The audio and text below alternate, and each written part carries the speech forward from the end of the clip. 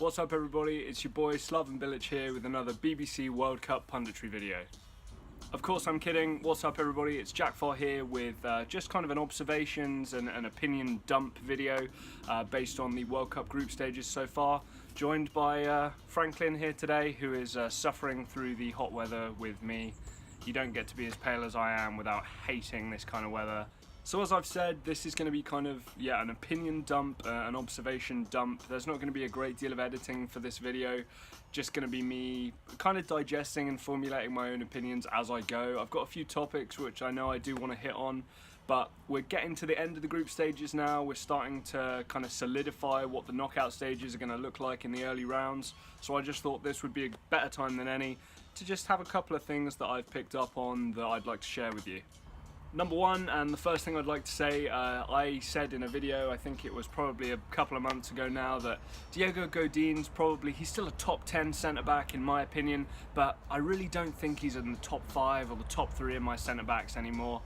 Man, was I proven wrong. So wrong. If this World Cup was anything to go by, I think so far you'd probably say that Diego Godin has probably been the best defender of the whole tournament. He's showing absolutely no signs of showing his age or losing a step, which is what I had considered he'd done over the last 6 to 12 months or so, and he's really kind of almost showing himself to be better. The cliche of having a yard in your head I think really does hold true with Godin, and he complements Jimenez beautifully for Uruguay. The fact they play together at Atletico Madrid will obviously help out the national team, but Godin has been a real standout performer, so I'd like to take back what I said. He's going way back up the list in terms of his recent performances. My next point, and I'm just going to kind of freeball this and not really edit it, just digest the point and try and get it across. I think we've seen one of the more competitive World Cups than we've seen in the entirety of history, and what I would personally put that down to is in terms of preparation, tactical analysis, nutritional preparation as well. The difference in, say, how an England team will prepare for a World Cup game and a team like Panama will prepare for a World Cup game are going to be almost similar nowadays. I think in decades past we'll have teams who had sports scientists and nutritionists and personal chefs and 20 coaches for the first team and all this kind of stuff, whereas I think nowadays that really is kind of level. And if you get a good defensive minded coach, in terms of preparation, the teams are very level, which means you don't have this huge disparity now between the worst and the best teams. I think that if we look at the World Cup as kind of an isolated competition, it's probably one of the most competitive competitions, not just in World Cup history, but Euro history, Copa America, Champions League, Euro Super Cup, FA Cup, Carling Cup, Coppa Italia, all that good stuff. This is one of the most competitive tournaments we've ever seen in football, and I think this is down to the fact that the lowest of the low have really upped their game and the top level have kind of stagnated somewhat and are at a level of comfortability with their preparation. Next up is going to be a little bit of a slightly more contentious topic. I think this is where there'll be plenty of varying opinions from many areas of the sport. But VAR, has it been good? Has it been bad? Do we like it? Do we not like it? I have two things to say. I'm going to keep this very brief because I don't want to go into great detail. So I have 2 points on this. First off, if we have VAR now, are there more correct decisions than if we didn't have it before? Now, in my view, I would say that as it stands with VAR implemented, we have more correct decisions or more incorrect decisions turned over than we would if we didn't have VAR in place. So to me, first and foremost, it's a step in the right direction, it's a tick, it's been a success, and I'm happy with it. Champions League bigger than World Cup and all this kind of stuff. Fuck. It scared the shit out of me. I'm definitely putting that in the video. Fuck me. See that pigeon just fuck. Okay. Woo! Right, we'll try that point again. Fuck me. Woo! Nice shot of adrenaline. The rest of the video I'm gonna be pumped. Damn. Woo! Okay. So my second point for VAR, after the pigeon just absolutely bombed by my head and I'm currently experiencing mass adrenaline, is that it's being tested and tried out and trialed in a major international tournament. Now, for me, the World Cup is the biggest footballing tournament in world football. Now, that may seem obvious, but there are many people who would say that the Champions League is bigger than the World Cup, and I don't want to get into that debate. But in my view, the biggest competition in the sport of football, and you're kind of trialing VAR, For me, I'd have done it over a number of years, kind of dealt with all the issues and done it at an under-20 World Cup or an under-17 European Championships, or I'd have gotten more examples where you can kind of get the proper details of it, and any issues you can kind of problem solve before it actually really counts on national teams and their first team success. My next point is going to be a little bit of a rarity, historically speaking, which is just complacency from the German national team. Now, I really did try and kind of boil down why I thought this was, why I thought that, well, hang on a second, Germany, is the talent still there? Yes. Is the management still there? Decent, you know, good to decent level of management there? Yes, certainly. So I wonder what the issue is here. I looked around the team and it's kind of an Arsenal dilemma somewhat, where you're missing leaders within a team. Now, I know many of you will say, well, hang on, they've got Mats Hummels, they've got Manuel Neuer, they've got Jerome Boateng, they have Toni Kroos, they have Thomas Müller, they have all these great players who are still leaders. But one thing I would say to you is, if you compare their leadership abilities to the likes of a Miroslav Klose, a Philipp Lahm, or a Bastian Schweinsteiger, to me it just doesn't add up, and I feel like they're missing a couple of people who will really kind of puff their chests out, take control of the game, and drag a team into the semi-finals and finals of a tournament.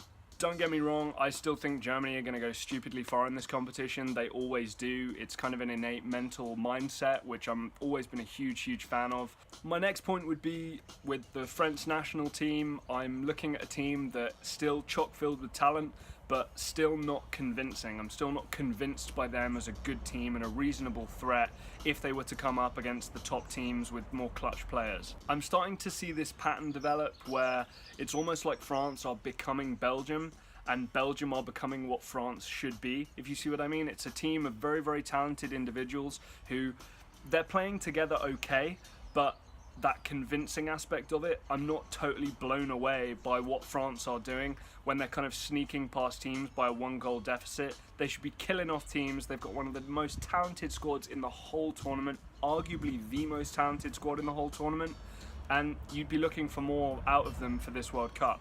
They're getting the job done, and there's a lot to be said for that. But even they reached the Euro 2016 final, they weren't convincing there, and they got beaten by a Portugal side who, if we're being honest, didn't really deserve to win the tournament. Okay, I'm English, so it's only natural that there would be a couple of England points here, and I have 2 for you, and I'll try and keep them very brief. England are a different animal these days, and I'm not just saying that to fuel the hype train that at the moment just won't stop anyway. England are preparing themselves and holding themselves tactically set up to a higher standard than they have done beforehand. By that I mean, we're not just going, right, those are our 11 best players, sweet, let's just force them into a team and hope it works because they're our 11 best players. Gareth Southgate has a style of play that he thinks suits the England players, that they understand, that they've learned, and he's sticking to it. My second point with England is I'm loving the whole football's coming home thing. It makes me laugh, always cracks me up. I also secretly love that song. I think it's hilarious. But my issue is we're getting very hyped up about beating Tunisia and Panama. Don't get me wrong, scoring goals is great, and it's nice to have Harry Kane as the top scorer. But yet again, same with Belgium. You've beaten Panama and Tunisia. I'm not getting too carried away. Also on top of that, the England-Belgium match, in my view, it's going to be kind of somewhat of a no contest. There's a chance that it would be ideal for either team to finish second. So if England win 4-0 and it's because Belgium kind of wanted us to win, then I'm not giving that any credit either. I'm not getting too carried away. If England put on a really good showing against a top team and a proper contender, then we can start taking it seriously. But right now, I'm not jumping on the bandwagon of, hey, we beat Panama and Tunisia, we can beat anybody. It doesn't work that way. One of my kind of final points, this will probably be my penultimate point, it always does raise a smile for me and some of my friends when people are shocked and they say, oh, I tell you who's a dark horse, Croatia, Uruguay, Switzerland. These are dark horse teams. These are teams that no one's really talking about, but they're really good. Shock horror. Good players playing in a really good team who play for really good club teams and perform well for those good club teams are good. Big shock. I mean, it always baffles me when I hear this stuff, especially from Croatia. In Subasic, you have a goalkeeper who plays for Monaco. In Sime Versailles, you have a player who plays for Atletico Madrid. The midfield is awash with Barcelona and Real Madrid players. Ivan Perisic is arguably the best left midfielder, not left winger, left midfielder in the world.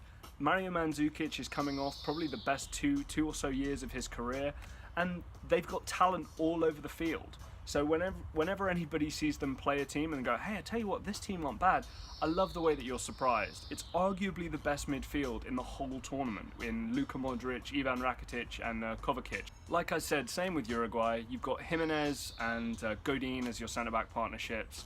You got Suarez and Cavani up front, Bentancur, who's looked amazing this whole tournament, Lucas Torreira, who I'm a big fan of, plays on the bench. And you're surprised that a team with a spine of that quality is actually good. It's not a shock. It shouldn't be a shock to people. And finally, my last point, Cristiano Ronaldo is incredible. I mean, Jesus Christ. Unbelievable. Single-handedly drawing with Spain. And I've had a few people say, well, he didn't do it by himself. There were 10 other players on the pitch. He won the penalty, scored the penalty. He won the free kick, he scored the free kick. The diving header in the second game, there was only one player who wanted to score that over anybody else on the field, and that was Cristiano Ronaldo. It should be no shock anymore to people that Cristiano Ronaldo on the clutch situations is coming out and doing his thing. I have to have this conversation with people quite a lot, purely from a standpoint of defending myself, I guess. For me, the third best player in the world of all time is here. Messi and Ronaldo are way up here. There's a huge, huge chasm between the third greatest of all time and these top two here. They're untouchable by anybody else. And when you get to the top two, the difference is that much, okay? It's nothing separating them. For me, this World Cup is somewhat cementing Ronaldo as being above Messi, and I think that people's decisions will start to change. Of course, please like, share, subscribe. There'll be some previous videos that I'll put links to down below. Obviously, go check out the videos on the rest of our channel. James posting very, very consistently about some World Cup stuff, reactions to slightly bigger games. And as we get to the knockout tournaments, there'll be some more content coming through of a more specific nature. I'll be doing a transfer grading video over the next couple of weeks or so. As the World Cup is now in place and all the better players are at the World Cup, there are still transfers happening, but there's not as many as I'd like to on a weekly basis. So it would be much like my week 2 one, where it was a bunch of nobodies, and nobody wants to see that. Guys, thank you very much for watching. It's been a crazy World Cup so far. I'm really hoping it continues. Thoroughly enjoying it. I'm going to go off and melt somewhere very, very quickly because it's far too hot for me to be outside for any longer than 10 minutes or so. But as always, too sweet.